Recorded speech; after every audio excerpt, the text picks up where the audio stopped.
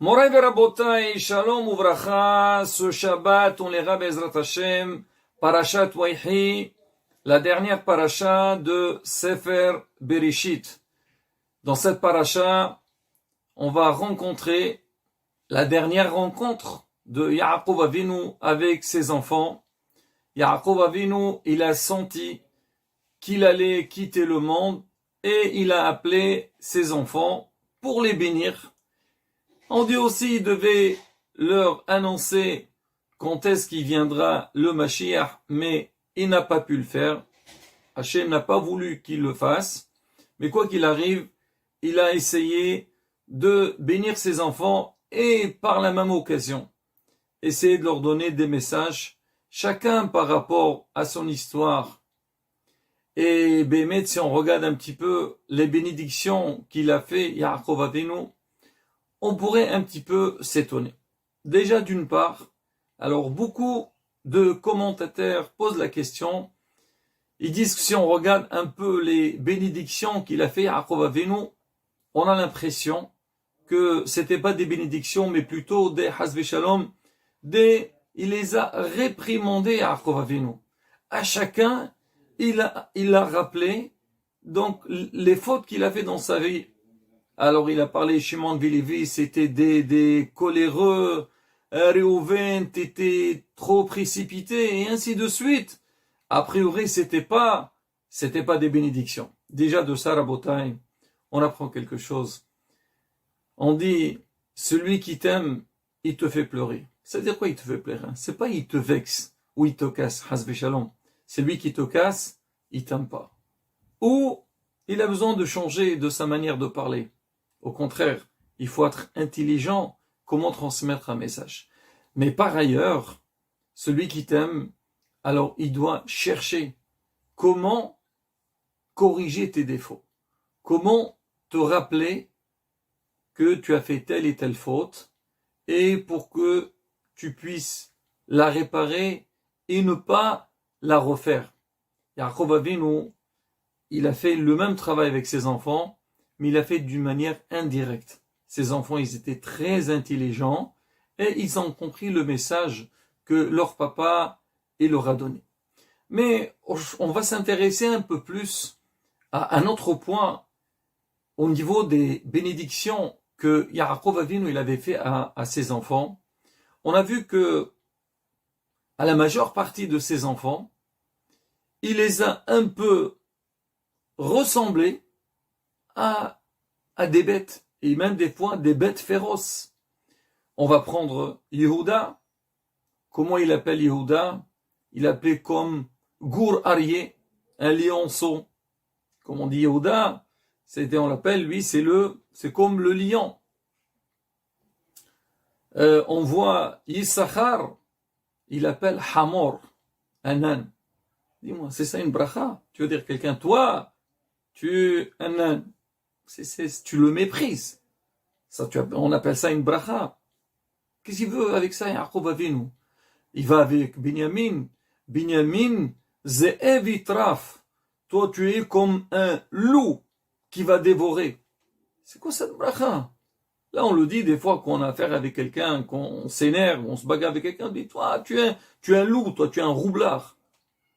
Alors, Dan, lui, toi, tu es un nahash, tu es un serpent. À qui on dit quelqu'un qui est serpent? Quelqu'un qui est rusé, il veut tromper les autres. Alors c'est quoi? On appelle ça une bénédiction. Naphtali, bon c'était un peu, on va dire, c'est un peu léger.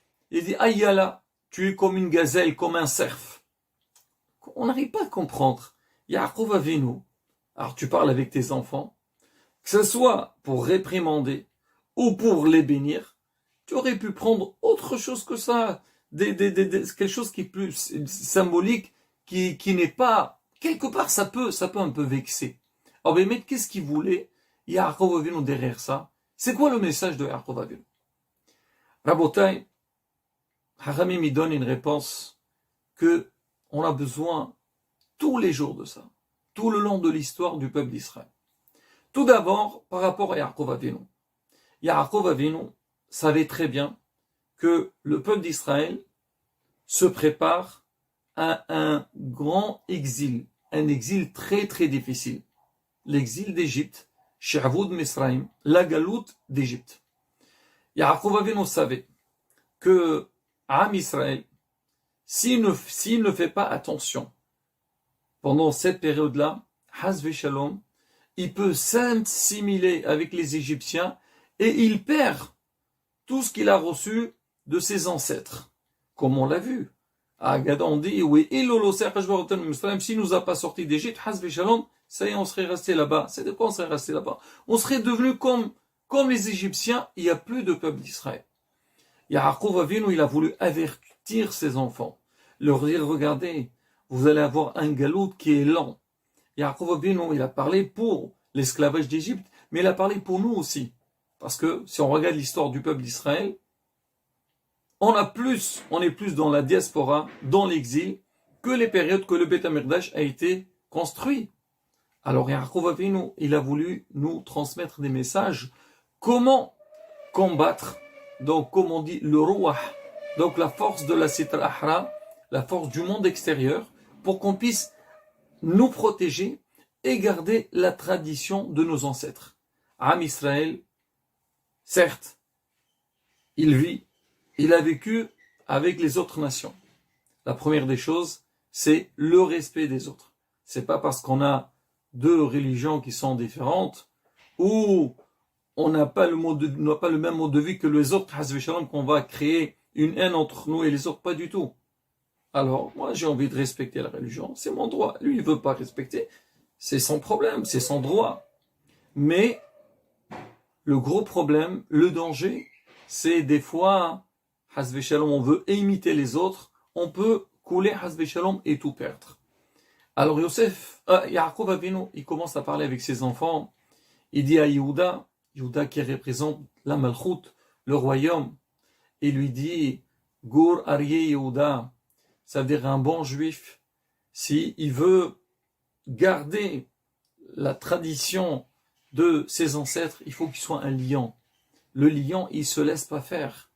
Le lion, c'est le roi, et toujours, il va en avance, il galope, une fierté dans tout ce qu'il fait. Là aussi, c'est pareil. Pour nous, Israël, même que c'est vrai que notre religion, elle est différente que les autres. C'est pas pour ça qu'on va arriver à un stade d'être un peu gêné de la pratique des mitzvot. Pas du tout. On fait du mal à personne. Au contraire, comme on dit, il faut avoir une fierté que Baruch Hashem, moi, je respecte la tradition de mes ancêtres. Et Rabotai encore plus. Quand les autres nations, ils voient que les Juifs, ils sont fidèles à leur religion, ils les respectent encore plus. Peut-être au début, ils sentent qu'ils sont différents, mais après, tout le monde comprend que c'est notre droit.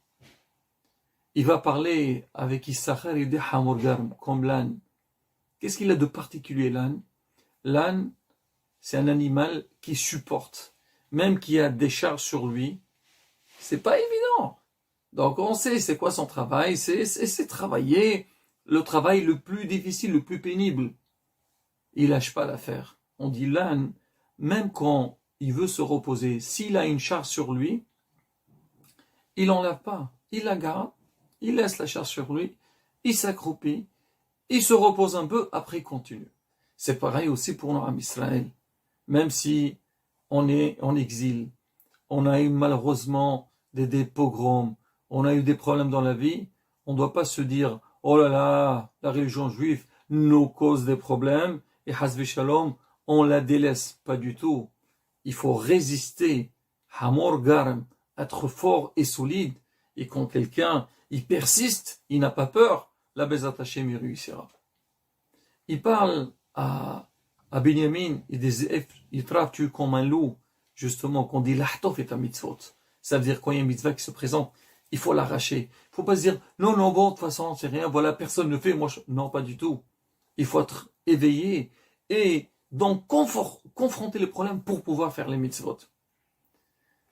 Dan, il lui dit Nahash, comme un serpent. Ça veut dire quoi? Il faut être éveillé. Il ne faut pas tomber dans le piège. Des fois, on dit, ouais, voilà, tout le monde peut comme ça. Ou des fois, il veut nous perturber pour nous dévier de la voie dans laquelle on a grandi. On va continuer. Alors non. Regarde avant tout. Anticipe. Regarde si vraiment le chemin qui se présente devant toi, c'est ton chemin ou pas. Tu vas éduquer tes enfants. Regarde aussi où ils vont, tes enfants. Est-ce que tes enfants, ils vont continuer dans la voie que tes parents t'ont transmis? C'est quoi le but? L'homme, il se marie pour avoir des enfants. Pourquoi? Pour que leur transmettre. Et eux, ils continuent dans la même voie. Et aussi, pareil, ils transmettent à leurs enfants. Et Naftali Ayala Shiloha, on a dit comme une gazelle. On dit c'est quoi comme une gazelle? C'est que l'homme, il doit être déjà souple dans le service d'Akadosh Baruch Hu. Il y a des mitzvot qui se présentent, il faut pas traîner, il faut avancer. Et aussi, Rabotai, on dit Naftali représente le Hesed. C'est quoi? C'est la bienfaisance. Essayer d'aider l'autre, aller vers l'autre, penser à l'autre. Tout ce qu'on peut donner aux autres, là, il faut que ça fasse partie de nous. Bien sûr, pas sur notre compte, mais quand j'ai la possibilité d'aider, je peux aider dans tous les sens, que ce soit financier, que ce soit avec des belles paroles, soit avec un sourire à la bouteille. Là, l'homme, il doit le faire. Ici, c'est à la bouteille, le message de Yaakov Avinu. Yaakov Avinu dit à ses enfants, vous allez partir en exil. L'exil ne va pas être facile. Vos enfants plus tard aussi seront dans l'exil. Vous allez être confrontés à énormément de problèmes. Apprenez, sachez que vous devez être prêt à ça. Être prêt comment? C'est que regardez ces animaux, comment ils font pour ne pas se faire avoir par l'ennemi. Nous aussi, ne pas hasbe shalom, perdre donc la tradition de nos ancêtres et continuer jusqu'à Beat Meshach Sitreno, Bimera Bemeno, Shabbat, Shalom, on vorach.